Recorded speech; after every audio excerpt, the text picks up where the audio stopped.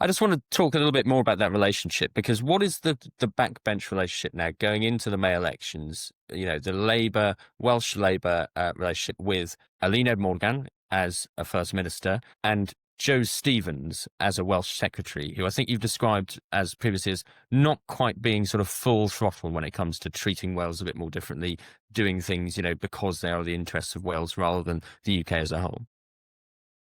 Well, Joe Stevens is a classic example of a unionist politician. You know, she's not somebody who believes in devolution particularly.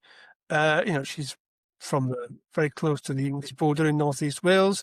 You know, her politics are the politics of many people in the Labour history. You know, Neil Kinnock, Mary Bevan. You know, it's a proud tradition in Labour thinking where they essentially think there shouldn't be differences. And I don't agree with that, and neither do most people in Wales, by the way.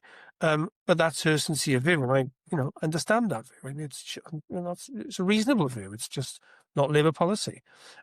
So I find it quite peculiar, really, that, you know, I think, and I don't mean to make it personal, because I don't really know Jo, and I've always had cordial relationships with her, but she is, you know, probably the most anti-devolution Labour Welsh Secretary we've had since George Thomas.